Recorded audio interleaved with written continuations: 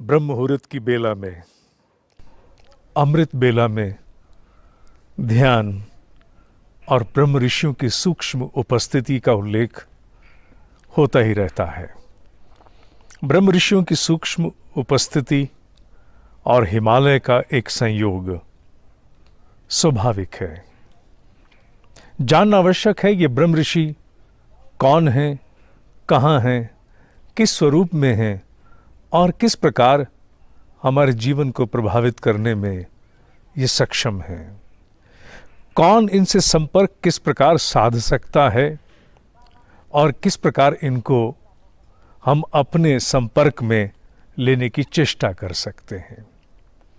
ऐसे अनेकों बातें जिज्ञासुओं के मन में उभरती ही रहती हैं, क्योंकि सिद्धों के पास आई हुई क्षमता, सिद्धों के पास आई हुई ब्रह्म की ऊर्जा, उनका तप जो ना जाने कितने वर्षों से उन्होंने अपने आप को तपाकर अर्जित संचित किया, जो जन कल्याण के लिए पूरी तरह समर्पित है।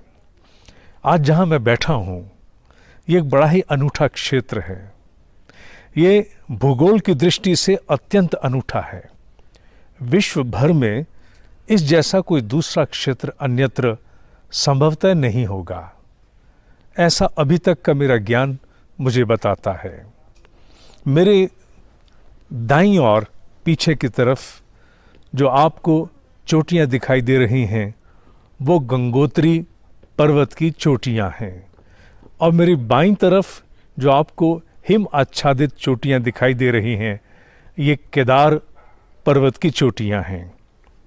इन दोनों के बीच का जो क्षेत्र है, अर्थात गंगोत्री और केदार के बीच का क्षेत्र, जहां छोटी छोटी बर्फ की पहाड़ियां हैं, वह क्षेत्र ऐसा दुर्गम हिमालय का क्षेत्र है, ऐसा गुह्य क्षेत्र है जहां कारण शरीर में यह ब्रह्म ऋषि अवस्थित हैं। यह वो क्षेत्र है जिसे चमड़े की आंखों के द्वारा देखा नहीं जा सकता, जहां मनुष्य अपनी इच्छा से पहुंचना भी चाहे तो कदापि पहुंच नहीं सकता। उसका कारण मात्र एक ही है, क्योंकि कारण शरीर में अवस्थित ब्रह्म ऋषि अपने तप, अपने महत्वपूर्ण कार्य में इस पूरी विश्व वसुंधरा के अंतर्गत ब्रह्मांडीय संकल्प का अवतरण कराने हेतु अपने अपने तप में अनवरत नित्य रूप से लगे हुए हैं। ऐसे में उन्होंने अपने आसपास एक ऐसी परिधि बना ली है, एक ऐसी सूक्ष्म परिधि जो सामान्यतः मनुष्य को उस ओर आगे बढ़ने ही नहीं देती। आप जहाँ कहीं भी जाते हो, अपने विचार से, अपने निर्णय से ही जाते हो, और मान लीजिए कोई विचार, कोई निर्णय आपके मस्तिष्क में आ ही ना पाए, तो आप उधर कदम क्यों कर बढ़ा पाओगे। कुछ ऐसा ही खेल उन्होंने अपने उस क्षेत्र की सुरक्षा के लिए, उसके संरक्षण के लिए बनाया हुआ है। मैं जो कुछ भी बोल रहा हूं, जो कुछ भी आगे इस भाव में आगे बोलता जाऊंगा, ये सब कुछ मुझे मेरे ब्रह्म ऋषि के द्वारा ज्ञात हुआ है। मेरे ब्रह्म ऋषि जिन्होंने अपना भौतिक शरीर आज से लगभग 30 वर्ष पूर्व त्याग दिया था, और वह सूक्ष्म और फिर तदोपरांत कारण शरीर में परिवर्तित होकर व्याप गए। पर अपने जीवन काल में उन्हें अनेकों अवसर ऐसे प्राप्त हुए कि वो हिमालय के इस दुर्गम गुह्य क्षेत्र, जिसे देवात्मा हिमालय नंदन वन के नाम से जाना जाता है, वहाँ पर वो गए। हाँ, गए तो वो भी अपनी सूक्ष्म अवस्था में। उनका स्थूल शरीर कहीं अन्यत्र संजो दिया जाता था, और वो अपने गुरु के दूत के साथ इस गुह्य क्षेत्र में पहुंचते थे, जहां अनेकों ऋषियों से उनका संवाद होता था। यह सत्य है, मनुष्य की बुद्धि संशयात्मक है, मन के अधीन है, संशय करना उसका स्वभाव है। पहले ही पहल सुन करके ऐसी बातों पर संशय होने लगता है। क्या यह सत्य है? क्या ऐसे कोई लोग होते हैं? क्या इस प्रकार के लोगों का कोई अस्तित्व है? क्या ये ब्रह्म ऋषि इत्यादि है, या केवल आस्था को जगाने के लिए, एक और मनुष्य को धकेलने के लिए इनका वर्णन किया जा रहा है? विश्वास के धरातल पर जैसे जैसे मनुष्य इस प्रकार के तथ्यों को भीतर ही भीतर स्वीकार करता है, बहुत बड़े परिवर्तन उसके अपने विचार जगत, कल्पना जगत में होने आरंभ हो जाते हैं। क्या ये दुनिया मात्र उतनी है जितनी खुली आंखों से दिखती है? नहीं, ये दुनिया बहुत बड़ी है, अत्यंत विस्तृत है। ना दिखने वाली दुनिया का स्वरूप, आकार और क्षमता दिखने वाली से बहुत बड़ा है। और ब्रह्म ऋषि उसी कारण अवस्था के हैं।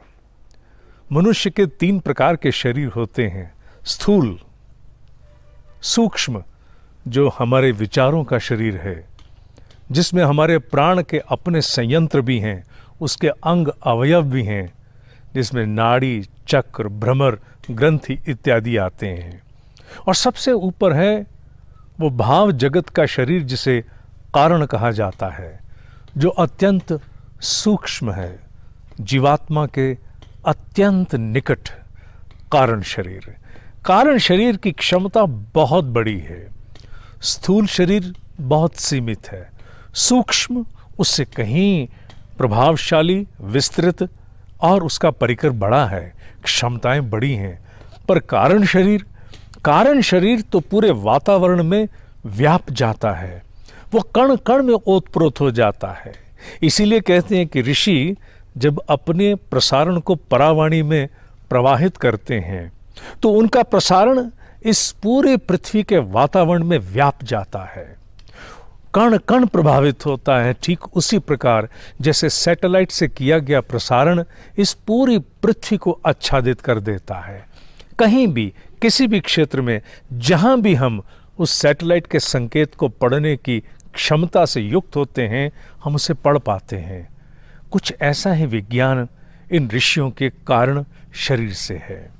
हिमालय और गंगा के साथ हजारों वर्ष पूर्व का इनका एक संबंध है, जिसके कारण भागीरथ के प्रयास उस गोमुख गंगोत्री के बिल्कुल निकट में ही इन सब की तपस्थली है। वहाँ ऐसे भी ऋषि हैं जो सूक्ष्म अवस्था में हैं, ऐसे भी हैं जो कारण अवस्था में हैं, ऐसे भी हैं जो हजारों सालों से अस्तित्व बनाए हुए हैं, और ऐसे भी हैं जिनका आगमन अनेकों अन्य मंडलों से यहाँ पृथ्वी पर होता रहता है। और ये भाव केवल मैं नहीं कह रहा, मेरे ब्रह्मऋषि ने ही केवल नहीं कहा, अनेकों अन्य सिद्धों ने अपने अपने स्वरूप से इसका वर्णन किया है। पर एक बात सामान्य है, सम है, और वो यह है कि ब्रह्म ऋषियों का अस्तित्व यही नंदनवन में, नंदनवन वो नहीं जिसे नक्शे पर आप रेखांकित कर सकते हो, वो नंदनवन जो खुली आंखों से दिखाई नहीं देता, भाव जगत में जहां पहुंचा जाता है। उन ऋषियों की क्षमताओं को प्राप्त करने के लिए भीतर केवल एक पात्रता का निर्माण करना पड़ता है। भीतर के कमल पुष्प को इस प्रकार खिलना होता है, पुलकित होना होता है, विकसित होना होता है कि भंवरे की भांति ऋषि स्वयं आकर्षित होकर के हम तक पहुंचे। ऋषियों की क्षमता ऐसी है कि उन्हें अपनी छोटी मोटी मनुहार मनौती मनाने के लिए प्रलोभित नहीं किया जा सकता। वो मनुष्य के उस गहरे मंतव्य के मर्म तक पहुंचते हैं, deep at the end of the intention. इसलिए उन्हें छला नहीं जा सकता, ना ही उन्हें खोजा जा सकता है। पर हाँ, उन्हें संपर्क में लाने के लिए, उन्हें संपर्क साधने के लिए अपनी पात्रता को विकसित किया जा सकता है। जैसे जैसे बुद्धि में पवित्रता आती है, जैसे जैसे सद्वृत्तियों के प्रति मनुष्य में झुकाव होने लगता है, जैसे जैसे मनुष्य का भाव जगत उन सूक्ष्म ऋषियों पर आश्रित होता है, वैसे वैसे मधुमक्खी पता पूछते हुए पुष्प तक पहुंचती है, भंवरा पता पूछते हुए पुष्प तक पहुंचता है। ठीक उसी प्रकार ये समर्थ ब्रह्म ऋषि कारण शरीर में अवस्थित अपने तंत्र के अंतर्गत उस सुपात्र तक स्वयं पहुंचते हैं। उन तक शरीर से तो पहुंचा नहीं जा सकता, पर भाव जगत से उनको आकर्षित किया जा सकता है। साधक अपनी व्यक्तिगत पात्रता से क्षुद्र विषयों के लिए ही नहीं, क्षुद्र विषय जो छोटे विषय हैं उनकी पूर्ति के लिए नहीं, बड़े उद्देश्य की पूर्ति के लिए, जिसमें जन कल्याण जुड़ा हुआ है, जिसमें जन जन में सत्य प्रवृत्तियों के संवर्धन का विषय जुड़ा हुआ है, उनके लिए जब अपने भीतर हुक जगाता है कि मेरे माध्यम से अगर इस विश्व का कल्याण हो सकता है तो हो। चाहे मैं व्यापार में हूं, नौकरी में हूं, जिस किसी भी अवस्था में हूं, जो कुछ भी मैं कर रहा हूं, मेरे किए से अगर जन कल्याण संभव है, हे ईश्वर मुझे इस योग्य बना, मैं अपने आप को आहूत करते हुए समर्पित हो जाऊं। ऐसा भाव पर्याप्त है। ऐसे भाव से ऋषि खिंचते हुए आते हैं।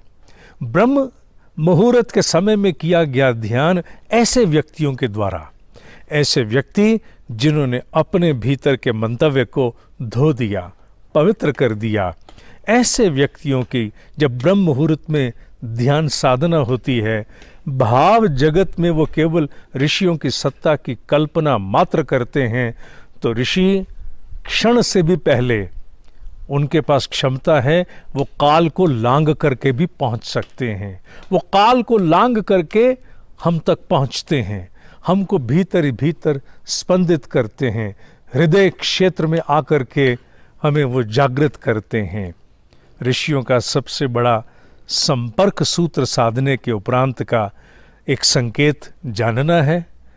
वो संकेत एक ही है, जब उनसे संपर्क सधता है तो एक अद्वितीय शांति और आनंद की अनुभूति होती है।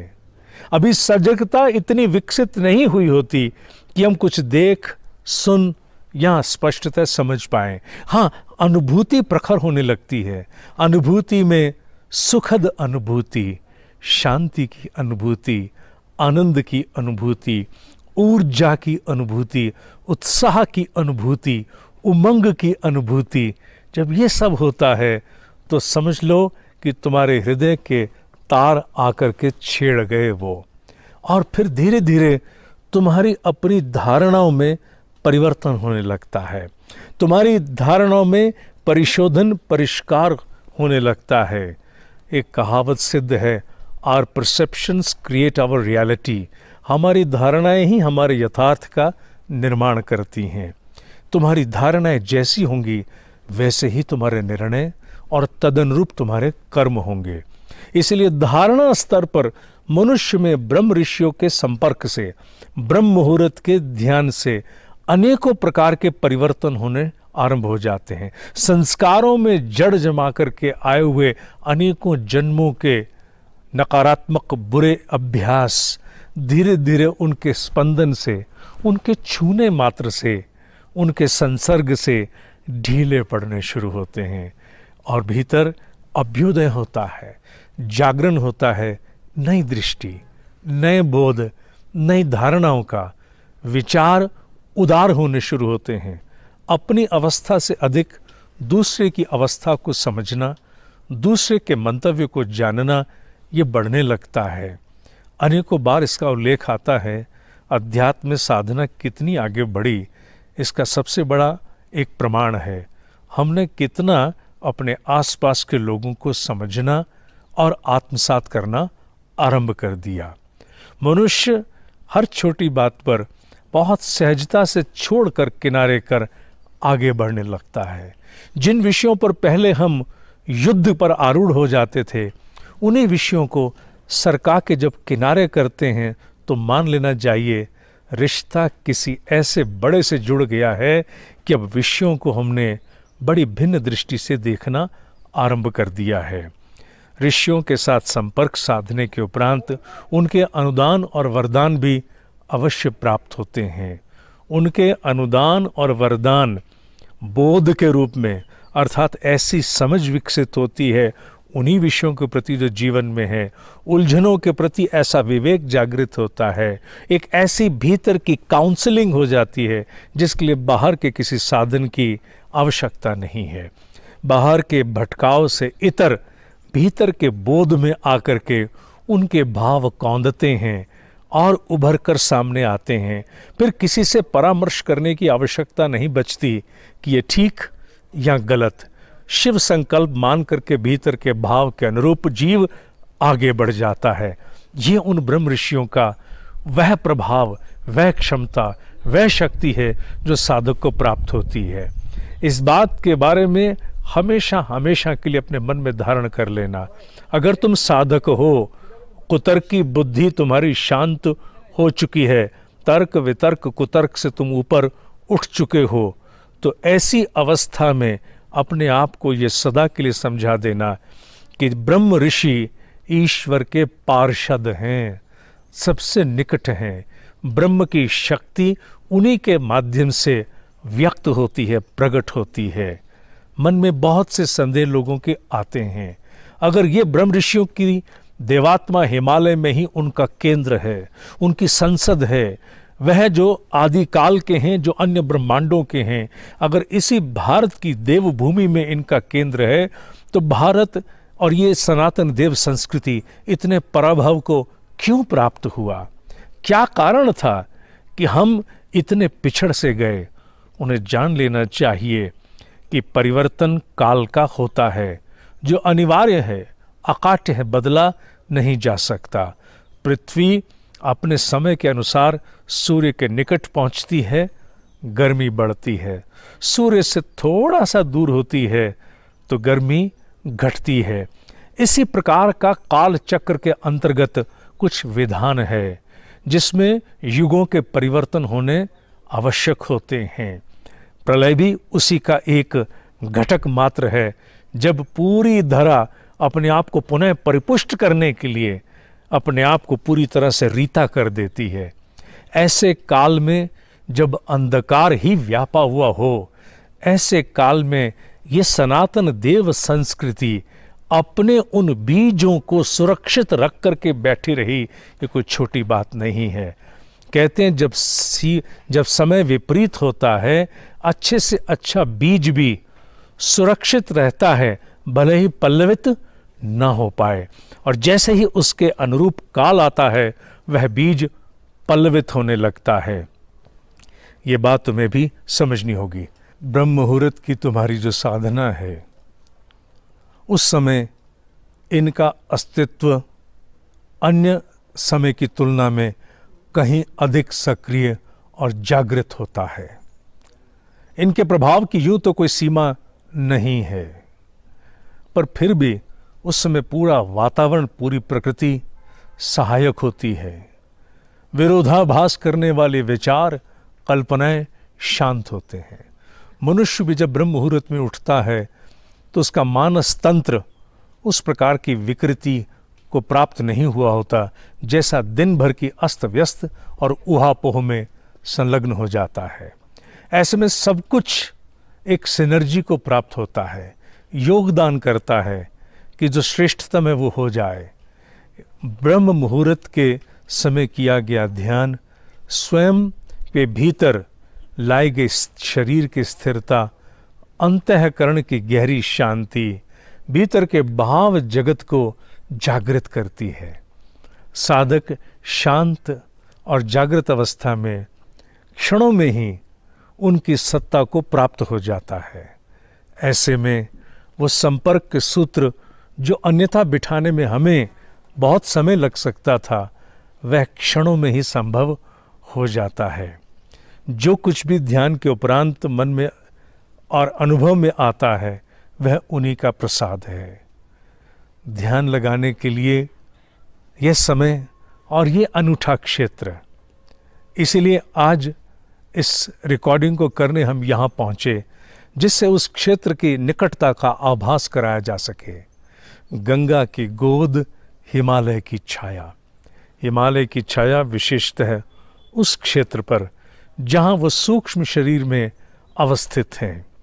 इस दृश्य को एक संस्मरण बना करके अपनी आँखों के पीछे कैद करना होगा, ताकि आँखें बंद करके जब चाहें इसका स्मरण कर लें। अपने आप को केदारनाथ की चोटी और गंगोत्री की चोटी के बीच के उस क्षेत्र में पहुंचा दें जहां ये हैं, जिससे भाव स्तर का संपर्क तत्क्षण स्थापित हो जाए। और ज्यों ज्यों जितने अंशों में ये संपर्क स्थापित होता चला जाएगा, आदिकाल के ऋषि, आज के ऋषि, अनेकों ऋषि जिनके विषय में हमें बोध है अथवा नहीं, जो अपने अपने स्वरूप में अपने अपने प्रकार से पृथ्वी को, इस वसुंधरा को एक करने में, मानवता को एक करने में, सनातन देव संस्कृति के पुनरुत्थान, उसके पुनः अभ्युदय में लगे हुए हैं, उनका एक उपकरण बन करके हम सामने आते हैं। अपने आत्म उत्कर्ष को प्राप्त करने के लिए हमें एक ही महत्वपूर्ण उद्देश्य भीतर संजो करके ध्यान में बैठना चाहिए। छोटी छोटी समस्याओं का ध्यान वह स्वतः रखते हैं। जब आप जिसके लिए काम करना शुरू करते हैं तो वह आपकी अनेकों प्रकार की आवश्यकताओं और विषमताओं का ध्यान स्वतः रखता है। काम करने वाले ईमानदार व्यक्ति के लिए उसका एम्प्लॉयर जो उसे काम पर रखता है अपनी ओर से आगे बढ़ता है, रीच आउट करने की चेष्टा करता है। फिर ये तो ब्रह्म ऋषि हैं, इनके लिए काम करने वालों के लिए वो क्यों कर रीच आउट नहीं करेंगे। समस्या हमारी अनेकों हो सकती हैं। अभाव, अज्ञान, अशक्ति इस पूरी पृथ्वी पर फैला हुआ है, पर जब हम इनके साथ, इनके निमित्त होकर काम करना आरंभ करते हैं तो फिर हम इनके उस ध्यान के विशेष प्रकोष्ठ में चले जाते हैं जहाँ ये हमारी अनेकों प्रकार की समस्याओं के मर्यादित, उचित, जो हमारे लिए कल्याणकारी हैं, ऐसे समाधान स्वतः उपस्थित करना आरंभ कर देते थे। ईमानदारी से कहना है, आप इस पृथ्वी पर मनुष्य में देवत्व, मनुष्य में देव प्रवृत्तियों को स्थापित करना चाहते हो। आदमी एक दूसरे को काटे नहीं बल्कि अपनी ओर से बांटे, साझा करे, एक दूसरे को सहकारिता करे, सबके कल्याण की सोचे। ऐसे भाव का प्रसार आप कर रहे हो। ईश्वर के आप पार्षद हैं, ईश्वर के अत्यंत निकट हैं, उसके इस बहुत बड़े उद्यान के माली हैं आप। हम नगण्य हैं, क्षमता विहीन हैं, पर हम अपने आप को उपस्थित करते हैं कि आप हमारा प्रयोग अपने शिव संकल्प, अपने ब्रह्म संकल्प में प्रयोग करें। हम उपस्थित हैं, हमारा कोई पूर्वाग्रह नहीं है, हमारी कोई भीतर का अवरोध भीतर से सामने नहीं आएगा। हम उपस्थित हैं, हमें वो विचार दीजिए, हमें वो प्रेरणा दीजिए, हमें वो सत्साहस दीजिए, हमें वो अवसर दीजिए कि हम आपके उद्देश्य की पूर्ति में एक उपकरण बन करके लाइक एन इंस्ट्रूमेंट काम आ सकें। ये भाव जब हम उनके सामने रखेंगे तो निश्चित रूप से हम देखेंगे कि हमारे जीवन में कुछ ऐसा भिन्न, कुछ ऐसा परिवर्तन होने लगा है जो पूर्व में नहीं था। संशय और अनेकों प्रकार की अन्य समस्याएं भीतर स्वतः ही तिरोहित होंगी, जैसे धुआं उठ करके आकाश में